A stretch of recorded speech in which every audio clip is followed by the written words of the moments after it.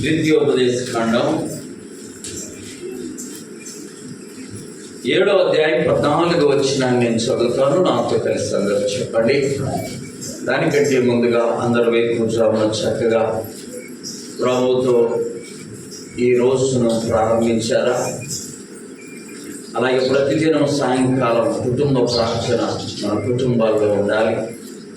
నీ కుటుంబం, దేవుడు నీకు ఇచ్చిన కుటుంబాన్ని చక్కగా ప్రభు సన్నిధికి అప్పగించుకొని ప్రతి రాత్రి ఆయన సన్నిధిలో కుటుంబ ప్రార్థన జరిపించుకుంటే నీ కుటుంబం అందరికంటే దీవించబడుతుంది. అలా మన కుటుంబాలన్నీ దీవించబడునుగాక. ద్వితీయోపదేశకాండం 7వ అధ్యాయం 14వ వచనం నేను చదువుతాను. నాతో కలిసి అందరూ బిగ్గరగా చెప్పండి. సమస్త జనముల కంటే ఎక్కువగా నీవు ఆశీర్వదించబడదు. మరలా చెప్దామని అందరూ చెప్పండి నోటితో. సమస్త జనముల కంటే నీవు ఎక్కువగా ఆశీర్వదించబడదు. ఈ వచనాన్ని దేవుడు మన జీవితాల్లో నెరవేర్చును గాక. రాత్రి చక్కని వర్తమానం ధ్యానం చేసుకున్నాం. దేవుని కోరిక ఏమేమిటి ఉన్నాయి? మనం ఆయనను ఆత్మతో సత్యముతో ఆరాధించాలని ఆయన కోరుచున్నాడు. ఇలా ప్రభువు మనతో చక్కగా మాట్లాడు. ఈ ఉదయకాల సమయంలో పరిశుద్ధ దినంలో దేవుడు ఒక మంచి మనందరికి ఆదరణకరమైన వాగ్దానం ఇస్తూ ఉన్నాడు. ఏమన్నా తెలుసా? నీవు సమస్త జనుల కంటే ఎక్కువగా ఆశీర్వదించబడు. చూడండి ఎంత మంచి వాగ్దానం. వాగ్దానాలట బైబిల్లో దాదాపుగా 5551 వాగ్దానాలు ఉన్నాయంట. ఇవన్నీ ఎవరి కొరకు చెప్పాలి? ఎవరి కొరకమ్మా? మన అందరి నిమిత్తం ఆయన ఇచ్చిన వాగ్దానాలు అన్ని వేలుంటే కొన్ని మనం స్వతంత్రించుకోవాలి. చూడండి, ఇక్కడ ఇచ్చిన మంచి వాగ్దానం, సమస్త జనముల కంటే ఎక్కువగా నీవు ఆశీర్వదించబడు. దేవుని యొక్క పరిశుద్ధ గ్రంథంలో అలా ఆశీర్వదించబడిన వారు కొందరున్నారు. ఎందరికంటే? సమస్త జనుల కంటే. సమస్త జనుల కంటే, భూమి మీద ఉన్న సమస్త జనుల కంటే దేవుడు మనలను ఎక్కువగా ఆశీర్వదిస్తాడు. బైబిల్లో కొందరి జీవితాలు అలా చూస్తాం. మరికొందరు ఎలా ఉంటారో తెలుసా? సమస్త జనుల కంటే దరిద్రులుగా ఉంటారు. చాలా విచారకరమైన పరిస్థితి. దేవుడి మానవుణ్ణి భూమి మీదకి పంపి ఆయుష్నిచ్చి ఆరోగ్యమునిచ్చి అలాగే అవయవాలన్నీ సక్రమంగా పనిచేసేలా సిద్ధపరిచి భూమి మీదకి పంపితే కొంతమంది అందరికంటే దరిద్రులుగా మిగిలిపోతారు. కారణం, అందరికంటే ఎక్కువగా ఆశీర్వదించే దేవుణ్ణి మరుచుట ద్వారా. ఆమేన్. మనం మన జీవితంలో ఎన్నడూ దేవుణ్ణి మరువకూడదు. ఆమేన్. ఈ భూమి మీద నువ్వు ఏదైనా మర్చిపో, కానీ దేవునిని మర్చిపోకూడదు. ఒకరోజు ఒక ఆయన హాస్పిటల్కి వెళ్ళాడట. దేనికో తెలుసా? 4 రోజుల నుండి పాస్ రాలేదండి, పొట్ట ఉబ్బిపోతా ఉంది అని చెప్పి హాస్పిటల్కి వెళ్తే ఆ డాక్టర్ గారు ఏదో మెడిసిన్ ఇచ్చాడు. 10 నిమిషాల్లో పాస్ అన్నీ వచ్చేసాడు.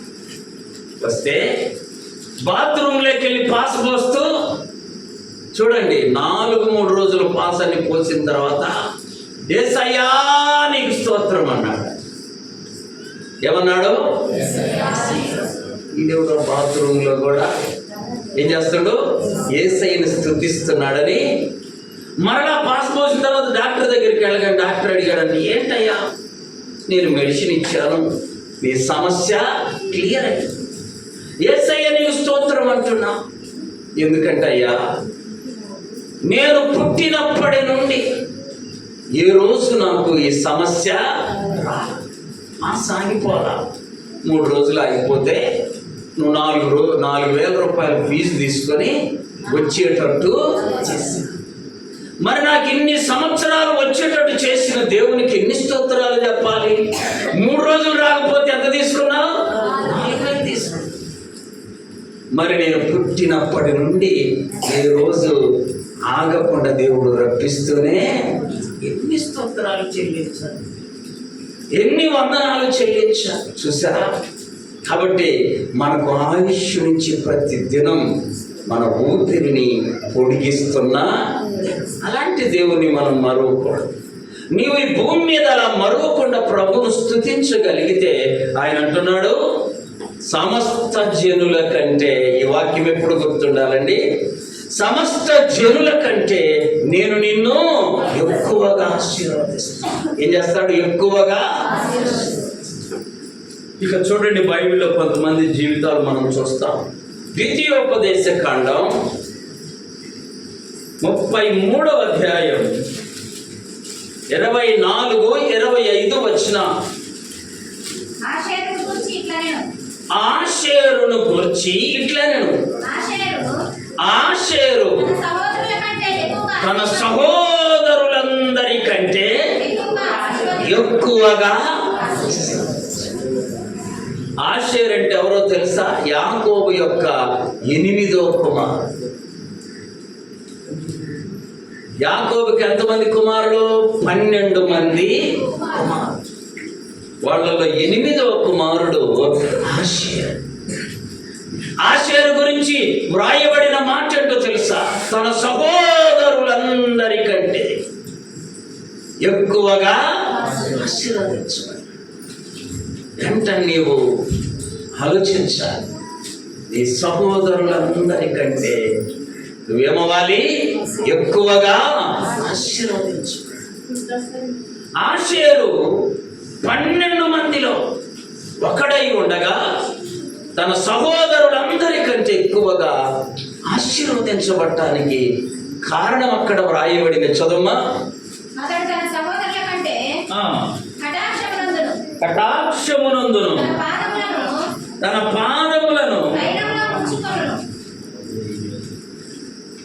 పాదములను తైలములో ముంచుకొని, తర్వాత అతని కమ్ములు ఇనుపవియు. ఎక్కడ ఉంచుకున్నాడంట? తైలము పరిశుద్ధాత్మకు సాదృశ్యం. తైలము పరిశుద్ధాత్మకు సాదృశ్యం కాబట్టి ఆషేరు ఎక్కడున్నాడో తెలుసా అండి?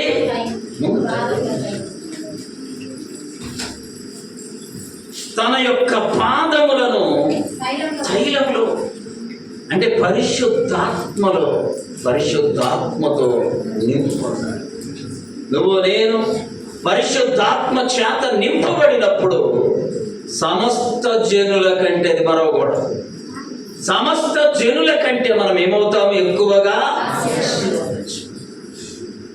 నీకు పరిశుద్ధాత్మ అనుభవం ఉందా? రాత్రి మనం ధ్యానం చేసుకున్నాం. అపోస్తలులందరూ ఒక చోట కూడి ప్రార్థన చేస్తూ ఉంటే పరిశుద్ధాత్మ వారి మీదకి ఏమొచ్చింది? బలముగా దిగి వచ్చి పరిశుద్ధాత్మ చేత నింపబడ్డా. అప్పుడు వారికి అన్యులు భాషలు మాట్లాడే శక్తి అనుగ్రహించబడింది. నువ్వు నేను పరిశుద్ధాత్మ పూర్ణులమై పరిశుద్ధాత్మ చేత నింపబడాలి. అంతే కదా. ఆషేరుకున్న 2వ ప్రాముఖ్యం చూడండి. అతని పాదములు ఇనుపవి ఎత్తడి. ఇనుము బలానికి సాదృశ్యం, ఇత్తడి కృపకు సాదృశ్యం. అంటే ఆషేరు ఒక పాదాన్ని ఏమో బలముతో నింపుకున్నాడు, ఇంకో పాదాన్ని కృపతో. చూసారా? మనకు ఎన్ని పాదాలు ఉన్నాయి? ఎన్ని ఉన్నాయి? 2 పాదాలు సమృద్ధిగా దేవుని కృపతో మనము నింపుకుందుముగాక. చూడండి, ఆషేరు ఒక పాదాన్ని ఇనుము తొడుక్కున్నాడు, ఇంకో పాదానికి ఇత్తడి కృపకు సాదృశ్యం, ఇనుము బలానికి. అలాగే ఎఫెసీయులకు రాసిన పత్రిక చూడండి, 6వ అధ్యాయం 15వ వచనం.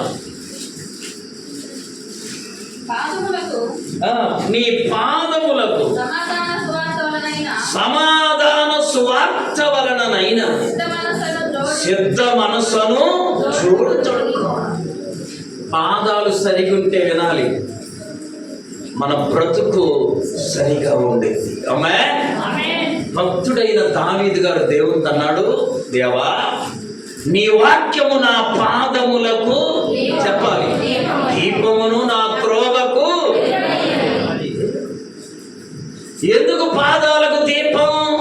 మన అడుగులు తడబడకుండా ఉండాలంటే మన పాదాలకు ఏముండాలి? దీపం. ఒక్కసారి ఆలోచించు, నీ పాదాలు తడబడుతున్నాయంటే అర్థం ఏంటో తెలుసా? నీ మార్గములో వెలుగు. యేసు ప్రభువారే లోకమునకు నిజమైన ఆ వెలుగును మనము ధరించుకుంటే మన త్రోవలో తడబాటు ఉండదు, మన అడుగులు తడబడవు. చూసారా, ఆశ్చర్య అంత మంచి పని చేశారు, తన పాదాలను సిద్ధపరచుకున్నారు. యోబు గారు అంటాడయ్యా, నా పాదముల లెక్క నీకు తెలుసు. చెప్పండి మాట, మన పాదముల లెక్క దేవునికి. ఎక్కడెక్కడ తిరిగావో, నీ పాదాలు ఎక్కడెక్కడ తిరిగాయో నీకు తెలుసు. నువ్వు ఒకవేళ మర్చిపోతే దేవునికి. మంచి మాట. యోబు భక్తుని మనసు ఎలాంటిదో చూడండి, నా పాదముల లెక్క నీవు లెక్కించి ఉన్నావు. కాబట్టి ఆషేరు తన పాదాలను బలపరుచుకున్నాడు. నీ పాదాలు ఎలా ఉన్నాయి? ఎక్కడ పడితే అక్కడ తిరిగేలా ఉన్నాయా? లేక నీ పాదాలు దేవుని వాక్యపు వెలుగులో నడిచే రీతిగా ఉన్నాయి? యోహాను సువార్త మొదటి అధ్యాయం 3-4 వచనాలు. కలిగి ఉన్నది ఏదియు ఆయన లేకుండా కలగలేదు, ఆయనలో జీవముండెను, ఆ జీవము మనుష్యులకు. ఆషేరు తన పాదాలకి వెలుగునుంచుకున్నాడు, తన పాదాలకి ఎన్నడూ తట్టలేదు. రెండవ వ్యక్తిని చూస్తాం బైబిల్లో. చూడండి, దినవృత్తాంతములు మొదటి గ్రంథం 4వ అధ్యాయం 9వ వచనం. ఎప్పేజు తన సహోదరులందరికంటే ఘనము పొందినవాడై ఉన్నాడు. ఎవరెవరికంటే? ఎప్పేజు చరిత్ర నిన్ను నన్ను నిద్ర లేకపోతే ఎందుకో తెలుసా? వేదన పడి ఇతని తల్లి ఇతనిని కన్నది కాబట్టి ఇతనికి ఎబ్బేజ్ అనే పేరు. ఎబ్బేజ్ అనే పేరుకి అర్థం వేదన. ఏం పేరమ్మా? వేదన అని ఎవరన్నా పెట్టుకుంటారు? అసలు పేరు పెట్టుకో. కానీ ఆ తల్లి అంట బహు వేదన పడి కష్టపడి కాంపైందంట కుమారుని కన్నది. అందుకని అందరూ పూర్వకాలం ఎలా ఉండేవాళ్ళంటే, వరుసన 5-6 ఆడపిల్లలు పుడతా ఉంటే చివరి అమ్మాయికి సాలమ్మ అని పెట్టేవాళ్ళు. ఇంకా సాధు అని. ఇంకా ఆడపిల్లలు చెప్పండి సాలమ్మ అని ఎందుకు పెడతారంటే అంత స్టోరీ. ఒక్కొక్క పిల్లవాడు పుట్టిన తర్వాత అనారోగ్యానికి పొద్దాకు గురవుతుంటే వాడికి పెంటయ్య అని పేరు పెడతారు. ఏ పేరు అంటే అప్పుడు ఆ దోషం అంతటితో పోవుగాక. అంటే పెద్దలకు తెలిసిన నాలెడ్జ్. చూసారా, ఇక్కడ తల్లి ఆ కుమారుని ఎంత వేదన పడి కన్నదో ఏం పేరు పెట్టింది? వేదన. ఏం పేరమ్మా? అని పెడితే అతనికి జ్ఞాపకం వచ్చిన నుంచి బాధపడి ఉంటాడు. ఏం పేరు నీ పేరంటే ఏమని చెప్పాలి? వేదన. వేదన. ఎందుకు ఇలా పెట్టారని ఆ పేరు పెట్టిన తల్లిదండ్రులను ఏమనలేదు, కానీ తన బ్రతుకును మార్చే దేవుని దగ్గర మొరపెట్టాడు. చూడండి ఏమని, నిశ్చయముగా అతడు ఎప్పేసు ఇశ్రాయేలీయుల దేవుని గురించి మొరపెట్టాడు. అమ్మా నాకెందుకు ఈ పేరు పెట్టాడు, నానా నాకెందుకు ఈ పేరు పెట్టాడు, ఇట్లాంటి పేరు ఎవరు పెట్టమన్నా అని తల్లి దగ్గర మొరపెట్టిన వాడు మనమైతే ఆపచ్చు. తెలుసా, ఈ మధ్య కుమారులు కొంతమంది తల్లిదండ్రులు ప్రశ్న వేస్తారు, ఎందుకు కన్నావయ్యా? చొక్కా తేలేనోడివి ఎందుకు కన్నావు? ఫీజు కట్టలేనోడివి ఎందుకు కన్నావు? నేను అడిగితే తెచ్చిలేనోడివి ఎందుకు కన్నావు? తల్లిదండ్రులను ప్రశ్నిస్తా ఉన్నా. ఎబ్బేసు తల్లిదండ్రులను ప్రశ్న వేయలా, దేవునికి మొరపెట్టాడంట. ఏమని? నీవు నన్ను నిశ్చయముగా. తల్లిదండ్రులు కాదా ఆశీర్వదించేది? చెప్పాలి ఎవరు? మీకు మాట చెప్పనా, నీ బిడ్డలకు నీవు మంచి స్కూల్లో ఫీజు కట్టి చేర్పించగలవు, కానీ మంచిగా చదివించటం నీ చేతిలో. తెలుసుకోవాలి, నువ్వు మంచి డ్రెస్ వేసి స్కూల్కు పంపగలవు, కానీ శుద్ధంగా వచ్చేది నీ చేతిలో. మంచి పరుపు కొనుక్కొని పడుకోగలవు, కానీ మంచి నిద్ర వచ్చేది నీ చేతిలో. గుర్తుపెట్టుకోవాలి, ప్రభువే మన బిడ్డలని ఆశీర్వదించువాడు. చప్పట్లు కొట్టి ప్రభువును దయచేస్తా. ఇప్పుడు నీ బిడ్డలు దీవించబడాలంటే ఎవరిని అడగాలి? అమ్మా ఎవరిని? దేవుణ్ణి. ఎబ్బేసు ఆ సత్యం తెలుసుకొని అంటున్నాడు, నిశ్చయముగా అంటే ఖచ్చితంగా నీవే నన్ను ఆశీర్వదించు. చదువు మా మాట, నిశ్చయముగా నీవు నన్ను ఆశీర్వదించాలి. మొదటి మాటమ్మా, నిశ్చయముగా నీవు నన్ను. రెండో మాట ఏంటో తెలుసా? నా సరిహద్దును. ఎవరు మన సరిహద్దులు విశాలపరిచేది? చెప్పాలి, దేవుడమ్మా. దేవునికే మొరపెట్టు, దేవుని దగ్గరే అడుగు. ఆయన నీ సరిహద్దును ఏం చేస్తాడు? మూడో మాట ఉంది, నీ చెయ్యి నాకు భయమయ్యా, నువ్వు తోడుగా పడుకో. వాడికి కూడా భయమే. నువ్వు తోడు పడుకోమన్నాడికి కూడా దేవుడు కనుక నీతో ఉంటే నీకు భయమే. ఆమేన్. కాబట్టి ఎబ్బేసు దగ్గర మనం నేర్చుకోవాలి, నీ పేరు మీద ఏమీ లేదు. ఆమేన్. కొంతమంది నీ పేరు అట్లేదు అట్లుంటే బాగుంది, ఎట్లుంటే పేరులో ఏమీ. ఎబ్బేసు అనగా వేదన అతని జీవితంలో చూడనే. ఎందుకనో తెలుసా? దేవుని దగ్గర మొరపెట్టాడు, దేవునితో మొరపెట్టాడు. మొదటి మాట, నిశ్చయముగా నీవే నన్ను. రెండో మాట, నీ చెయ్యి నాకు. మూడో మాట, నా సరిహద్దును. నాలుగో మాట ఉంది, ఏంటో చూడండి, కీడు రాకుండా దానిలో నుండి నన్ను. ఎన్ని మాటల ప్రార్థన? 4 గంటల ప్రార్థన కాదు, 4 మాటల ప్రార్థన. అక్కడ కింద రాయబడింది, చదువుమా. దేవుడు అతడు మనవి చేసిన దానిని అతనికి దయచేశాడు. ఇప్పుడు అనుకోండి, మనం మనవి చేస్తే మనకెందుకు దయచేయడు? అతడు మనవి చేసిన దానిని అతనికి దయచేసిన దేవుడు మనం మనవి చేస్తే కూడా మనకేం చేస్తాడు? ఏ సంగతి చెబుతాడు, మనకు కూడా దయచేస్తాడు. ఎబ్బేసు వలె పేరు వైపు చూడకూడదు. ఆమేన్. అర్థమైందా? ఊరు వైపు చూడకూడదు. నువ్వు ఎక్కడికి వెళ్ళి అడుగు పెడితే దేవుడు నిన్ను అక్కడ ఆశీర్వదించునుగాక. అది అడవైనా, అరణ్యమైన, సముద్రమైన, ఏదైనా సరే దేవుడు ఆశీర్వదించు. ఎబ్బేజు యొక్క ప్రార్థన మనం చూసాం. మనమందరము కూడా మా సర్వ సమృద్ధిని కలిగి ఉండాలని దేవునికి ఇష్టం. మనమందరం అందరికంటే ఆశీర్వదించబడాలని దేవునికి ఇష్టం. నీ బిడ్డలు అందరికంటే బాగుండాలని నీకు ఇష్టం ఉండదా? ఉండింది కదా. అలాగే మనం ఆయన బిడ్డలముగా అందరికంటే దీవించబడాలని దేవుడు ఏం చేస్తున్నాడు? ఇష్టపడచ్చు.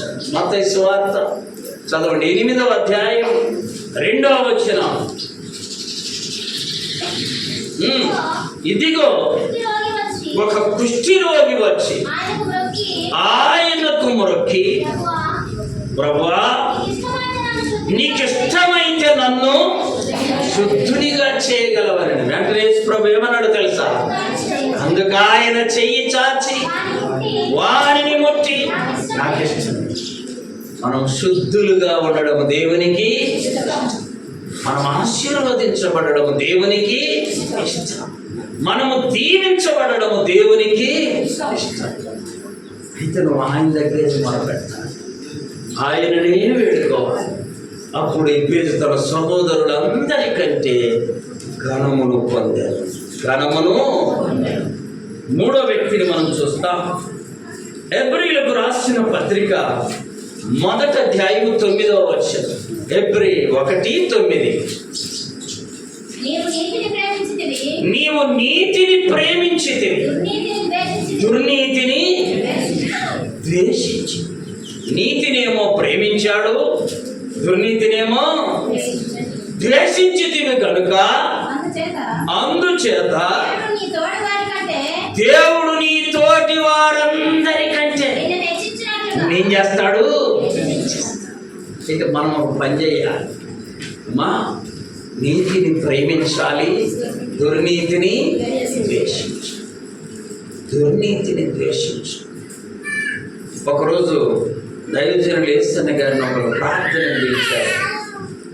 ఇంట్లోకి వెళ్ళి అడుగుపెట్టి ప్రార్థన చేస్తూ ఉంటే ఆయనకు ఒక మంచం చూపిస్తా ఉన్నాడంట. వాళ్ళ ఇంటిలో ఉన్న మంచం. ఏం ప్రభువా మంచం చూపిస్తున్నామని ఆయన ప్రార్థన అయినాక కళ్ళు మూసుకుని అలాగే ధ్యానంలో ఉంటే ఆ మంచం దొంగతనంగా తెచ్చుకొని తీసుకున్నారంట వేరే వాళ్ళు. ఏం చేశారమ్మా? ఇక రోజు ప్రార్థనకు వచ్చినప్పుడల్లా ప్రతి ఆదివారం ఒక మాట చెప్పేదయ్యా, మా ఇంట్లో పడుకుంటే ఇల్లంతా తిరుగుతూ ఉందయ్యా, ఇల్లంతా తిరుగుతావు. అమ్మ ఇల్లు తిరిగితే పడిపోతుంది కదా, ఎందుకనేసి నువ్వు ఒకసారి వచ్చి ప్రార్థన చేయండి. నేను వెళ్ళి ప్రార్థన చేయగానే దేవుడు చూపించాడట ఆ మంచము దొంగతనం. వెంటనే ఆయన, అమ్మ ఈ మంచం ఎక్కడ చేయించారు? నేను చేయించలేదయ్యా. మరి ఎక్కడ తెచ్చారు? ఇప్పుడు మా ఆయన దొంగతనంగా మంచమే కదా అని ఓడుకుంటా. ఆ మంచం తీసేసుకుంటే తప్ప నీ ఇంటిలో ఊగిసలాట రాదు. వెంటనే ఆ మంచం తీసి పడేసి ఇరగొట్టి పొయ్యిలో పెట్టేస్తారు. అప్పుడు ఆ ఇల్లు తిరగల, ఆ ఇల్లు దీవించబడింది. చప్పట్లు కొట్టి మనమాట నీతిని ప్రేమించాలి, దుర్నీతిని ద్వేషించాలి. అప్పుడు మనము తోటి వారందరికంటే, ఇక్కడ ఉంది చూడండి, అప్పుడు నీవు నీ తోటి వారందరికంటే చెప్పాలి. దేవుడు ఏం చేస్తాడు? దేవుడు హెచ్చరించడానికి బైబిల్లో ఒక చక్కని మాట వ్రాయబడింది. చూడండి, పేతురు రాసిన మొదటి పత్రిక, పేతురు రాసిన మొదటి పత్రిక అమ్మ హెబ్రీయుల పక్కనే ఉంటుంది. 5వ అధ్యాయం 6వ వచనం. దేవుడు ఏ సమయము? తగిన సమయమందు నిన్ను హెచ్చించున్నట్లు ఆయన బలిష్టమైన చేతుల క్రింద ఎలా ఉండాలి? అలా చదవండి ఆ మాట. దేవుడు తగిన సమయమున మిమ్మును హెచ్చించున్నట్లు ఆయన బలిష్టమైన బలవంతమైన చేతుల క్రింద ఏన మనస్కులమై తగిన సమయంలో ఇచ్చిస్తాడు. ఎలా ఇచ్చిస్తాడో తెలుసా? తోటి వారందరికంటే, నీతో ఉన్న వారందరికంటే. ఒక వాక్యం చూపిస్తాను చూడండి. దానియేలు గ్రంథం 6వ అధ్యాయము 1-2 వచనాలు. తన రాజ్యమంతటి పైన అధిపతులుగా ఉండుటకై 120 మంది అధిపతులను నియమించుటకు దైర్యావేశనే రాజుకు ఇష్టమాయను. వారి పైన 3 ప్రధానులుగా నియమించారు. ఆ 3 దానియేలు ముఖ్యుడు, చీఫ్. చూసారా? తోటి వారు ఎంతమంది ఉన్నారమ్మా? 120 మంది. వాళ్ళు మళ్ళా ఇక్కడ ఒక 3. 120 మొదటిలోడు ఎవరు? ఎందుకు దానియేలుకి అంత దండెత వచ్చింది? మొదటి అధ్యాయము 8వ వచనం. మొదటి అధ్యాయము 8వ వచనం. రాజు భుజించు భోజనమును పానము చేయు ద్రాక్షారసమును పుచ్చుకొని శరీరం అపవిత్రత కాకుండా చూసుకున్నాడు. ఎలా వద్దంటే అపవిత్రత? పనికి మాలినది తింటే శరీరం ఏమవుద్ది? అపవిత్రమైపోద్దని రాజు భుజించే భోజనం వద్దన్నాడు. రాజు పానము చేసే చూసారా? అందుకు దానియేలు అందరిలో కల్లా ముఖ్యుడయ్యాడు. అందరిలో కల్లా నువ్వు అందరిలో నీ తోటి వారందరిలో కల్లా ముఖ్యమైన వ్యక్తి కావాలంటే నీవు పరిశుద్ధపరచుకోవాలి. ఆమేన్. పరిశుద్ధత. దేవునామానికి మహిమ కలుగును గాక. మనందరి జీవితాల్లో పరిశుద్ధతను పొందుకుందుము గాక. పరిశుద్ధత నీలో ఉంటే తోటి వారందరికంటే దేవుడు నిన్ను అత్యధికంగా హెచ్చిస్తాడు. చూడండి, ఇంకో వ్యక్తిని మనం చూస్తాం బైబిల్లో. 27వ కీర్తన 6వ చరణం. కీర్తనలు 27. ఇప్పుడు నన్ను చుట్టుకొని ఉన్న నా శత్రువుల కంటే ఎత్తుగా నా తలను ఎవరికంటే? శత్రువులందరికంటే. నీ శత్రువులందరికంటే నీ తలను ఏం చేస్తాడు దేవుడు? ఎత్తుతాడు. 18వ కీర్తన తీయండి బైబిల్లో. అమ్మా 18వ కీర్తన ఉందా? బైబిల్లో ఉందమ్మా. పైన చిన్న అక్షరాలతో కొన్ని మాటలు రాయబడ్డాయి. చదవండి. ప్రధాన గాయకునికి యెహోవా దాసుడైన దావీదు కీర్తన.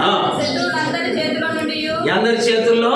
శత్రువులందరి చేతుల్లో నుండి, సౌలు చేతిలో నుండి యెహోవా అతనిని తప్పించిన దినమున దావీదు గీతమును చెప్పి చూశారమ్మా.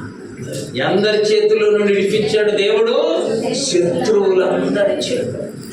మళ్ళా అక్కడ సౌలు అనే మాట కూడా ఎందుకు రాయబడిందంటే ఆయన రాజు, సామాన్య మానవుడు అయినా రాజు చేతిలో నుండి కూడా దేవుడు దావీదును తప్పించాడు.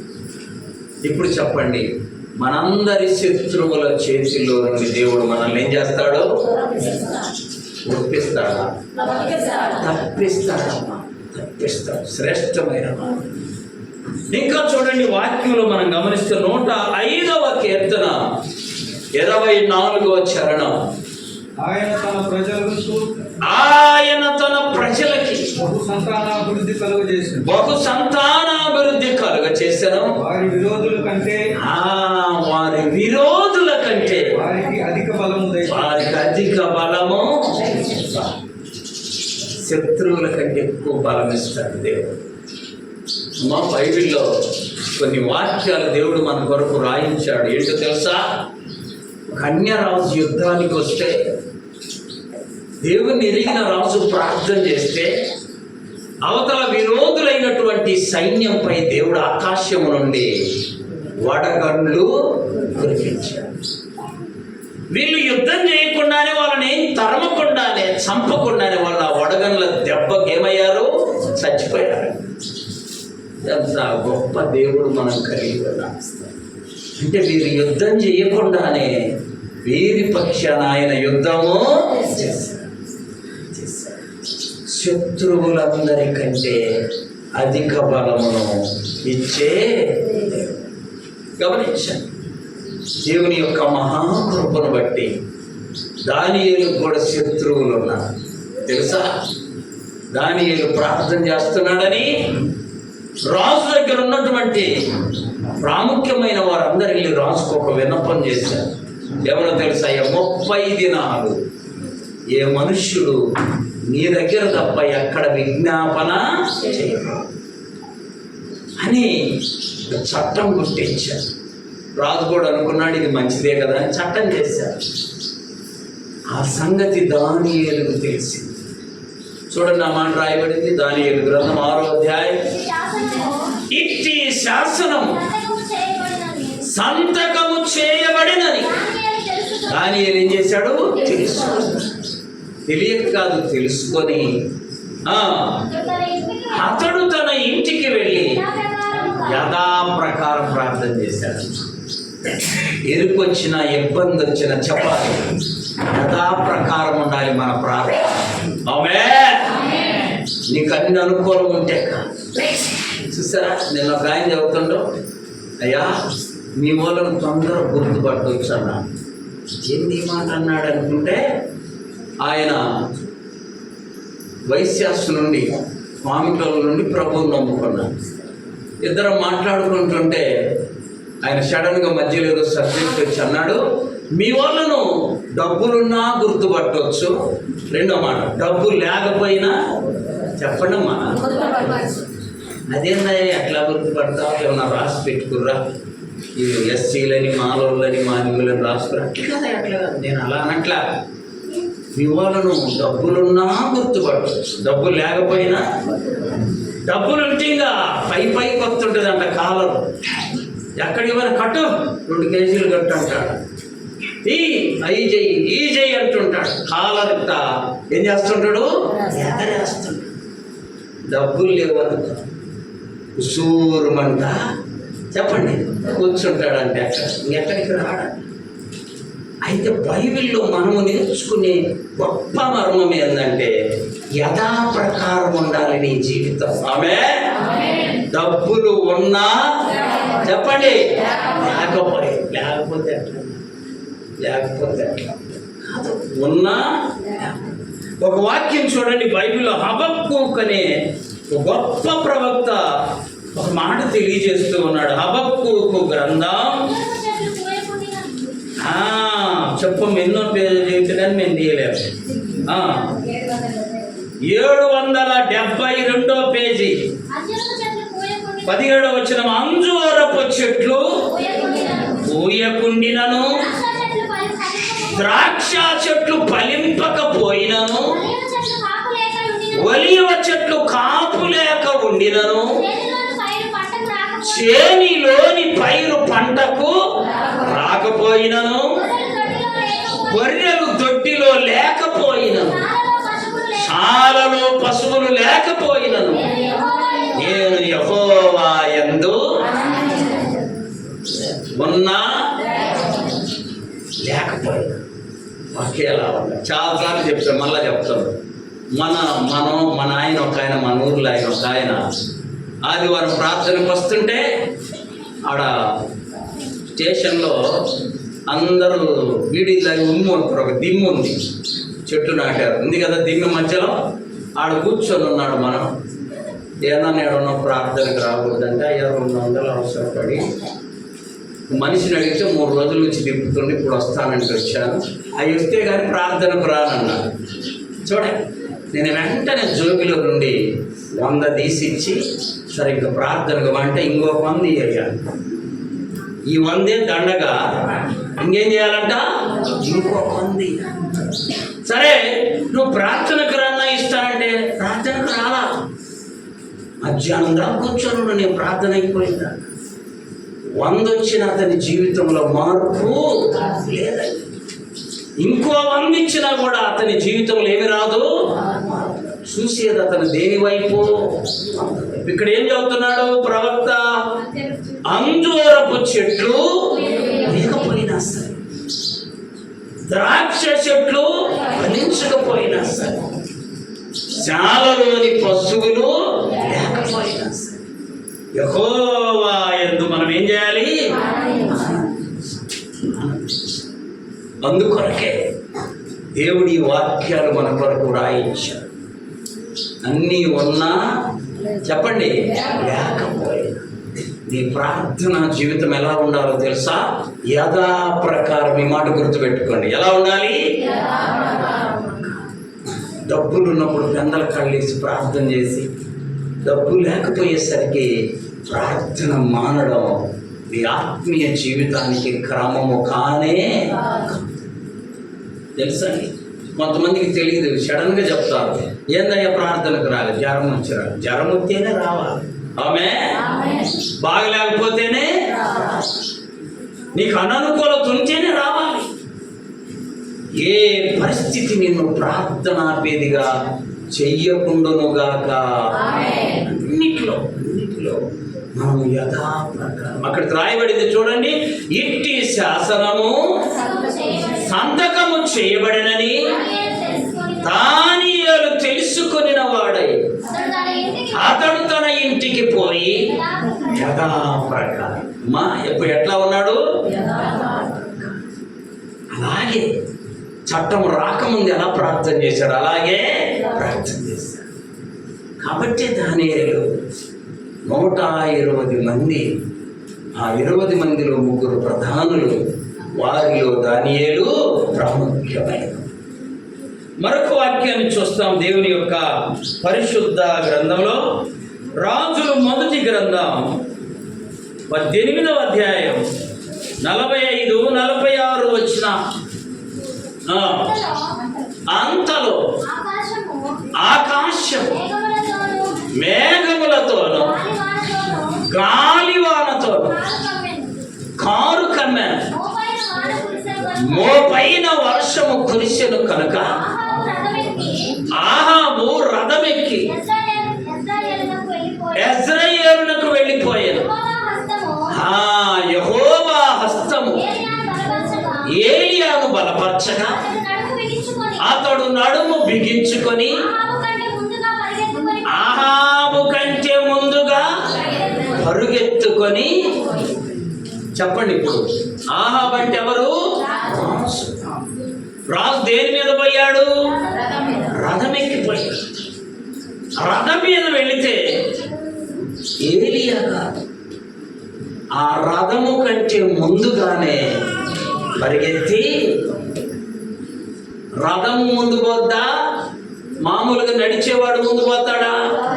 రథమే ముందు పోతాడు. గుర్రబండి ముందు పోద్ది కదా. కానీ దేవుడు ఏలియాను ఎంత బలపరిచాడంటే రథము కంటే ముందే పరిగెత్తాడు. మన విశ్వాస జీవితంలో గుర్తుపెట్టుకోవాలి, నీ తోటి వారందరికంటే, నీ శత్రువులందరికంటే, నీ సహోదరులందరికంటే నీవు ఎక్కువగా ఆశీర్వదించబడటమే కాదు, వారందరికంటే ముందే అన్ని విషయాలలో పరుగెత్తుదువుగాక. మరి రాజేమో రథం మీద పోయేసరికి ఏలియా ముందే వచ్చి ఉన్నాడు. చూసారా? ఏలియా ఎలా వెళ్ళాడు? బైబిల్లో రాయబడింది, పరుగెత్తుకొని. అంటే దేవుని హస్తము ఏలియాను బలపరిచను అని ఉంది అక్కడ. ఆ మాట చదవండి. యెహోవా హస్తము ఏలియాను బలపరచగా అతడు నడుము బిగించుకొని ఆహాబు కంటే ముందుగా పరిగెత్తుకొని. శక్తినిచ్చాడు దేవుడు. అమ్మ, నీకు నాకు శక్తినిచ్చేది దేవుడే, బలమునిచ్చేది దేవుడు, ఆయుష్నిచ్చేది. వాళ్ళకు ఆయన ఫోన్ చేసి అయ్యా ప్రతిరోజు ఉదయం నీ వాక్యం వింటున్నప్పుడు ఒక మాట నన్ను రోజు బలపరుస్తుంది. ఏం మాట అది? మా ఆయుష్కాలాన్ని పొడిగించిన దేవా నీకు స్తోత్రం అంట. మిగతా ఎవరి దగ్గర నేను ఆ మాట రోజు వినను, నీ వాక్యంలో ప్రతిరోజు అంతే కదా. మన ఆయుష్ని ఎవరు పొడిగించేది? తినే తిండిని బట్టి, మనకున్న ఆస్తిపాస్తులను బట్టి, మనకున్న అందచందాలను బట్టి దేవుడు మన ఆయుష్ను పొడిగిస్తుంది. మన రోజు ఉదయాన్నే వాకింగ్కి వెళ్ళగానే అక్కడ చాలా చిన్న వయసు అండి, ఒక అబ్బాయి, తెలిసిన అబ్బాయి, కాలు చీక్కుంటూ కొంత ఏడ్చుకుంటూ అతన్ని చూడగానే భయం వేసింది. అంత 30 ఏళ్ళు లేవు. అప్పుడు ఏమొచ్చింది? పక్షవాతం వచ్చింది. చూసారా? వెంటనే ప్రభువును స్తుతించానయ్యా, ఇన్నేళ్ళు వచ్చినా నన్ను ఏం చేస్తున్నావు? కాపాడుతూ ఉన్నావు. చెప్పాలి అందరూ. పడిపోయినోని, చెడిపోయినోని, అనారోగ్యంతో ఉన్నవాడిని చూసినప్పుడు మన మనసులో దేవునికి కృతజ్ఞతాస్తుతులు ప్రభువా, అంతే కదా. అంత చిన్న వయసులో తీర్చుకొని వస్తుంది. చాలా బాధ వేసింది. నాకు తెలియదు ఏందయ్యా ఇలా 2 నెలలు అయిందయ్యా పక్షవాతం వచ్చి. నీవు ఇక్కడ కూర్చున్నావు కదా, ఎప్పుడైనా ఆలోచించావా? నీ వయస్సు 50 కావచ్చు, 40 కావచ్చు, దేవుడు నీ కట్టి స్థితిని రానివ్వ. అంటే నీ జ్ఞానం అనుకుంటున్నావా? కాదు. నీ బలం అనుకుంటున్నావా? కాదు. నీకున్న ధనం అనుకుంటున్నావా? కాదు. దేవుని కృప, దేవుని కృప. కాబట్టే ఏలియా దేవుని హస్తము బలపరచబట్టి ఆయన ఏమయ్యాడు? రాజు కంటే, రథము కంటే ముందే. చూడండి, దానియేలు గ్రంథం 11వ అధ్యాయం 32వ వచనంలో చివరి భాగంలో ఉంది ఆ మాట. తమ దేవునిని ఎరుగు వారు బలము కలిగి. ఈ మాట నేర్చుకుందాం. చెప్పండి అందరూ. తమ దేవుణ్ణి, అందరూ చెప్పండి. తమ దేవుణ్ణి ఎరుగువారు బలము కలిగి గొప్ప కార్యములు చేతురు. ఎవరంటే గొప్ప కార్యాలు చేశారు? తమ దేవుణ్ణి ఎరిగి. ఏం చేస్తావు నువ్వు? దేవుణ్ణి ఎరిగితే బలము కలిగి గొప్ప కార్యాలు. ప్రభు బిడ్డలు, అందరికంటే దేవుడు నిన్ను హెచ్చించాలని ఆశపడుతున్నాడు. అందరికంటే దేవుడు నిన్ను ఆశీర్వదించాలని ఆశపడుతున్నాడు. అందరికంటే నిన్ను దేవుడు ముందుగా ఉంచేవానిగా చేయాలని ఆశపడుతున్నాడు. దాని కొరకు ఎబ్బేజు వలె దేవుని దగ్గరే మొరపెడతాం, దేవునినే అడుగుతాం, దేవుని వైపే చూద్దాం, దేవుని సహాయం మీదే ఆధారపడతాం. ఎబ్బేజు అలా చేశాడు, దీవించబడ్డాడు. ఆశీర్వాద రీతిగా ఉన్నాడు, తమ సహోదరులందరికంటే ఆశీర్వదించబడ్డాడు. దేవుడు మనకిచ్చిన వాగ్దానం చెప్పండి. భూమి మీదనున్న సమస్త జనుల కంటే నీవు ఎక్కువగా స్వతంత్రించుకోవాలంటే యథాప్రకారం ఉండాలి మన ఆత్మీయ జీవితం. ఉన్నా అది ఉన్నత స్థితి అయినా పేద స్థితి అయినా ఎప్పుడు ఒకే భక్తి కలిగి ప్రభువును ఆరాధించేవారుగా ఉండాలి. అపోస్తలుడైన పౌలు గారు ఏమన్నాడో తెలుసా? దీన స్థితి అందునా సంపన్న స్థితి అందునా నడచినను ఎగిరినను సంతృప్తి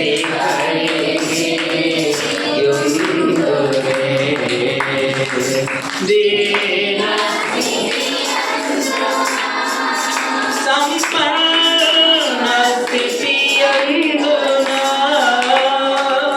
నడచినను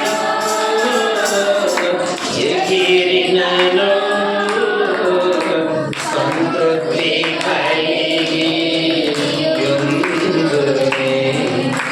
స్థితి రావచ్చు, సంతృప్తి సంపన్న స్థితి రావచ్చు.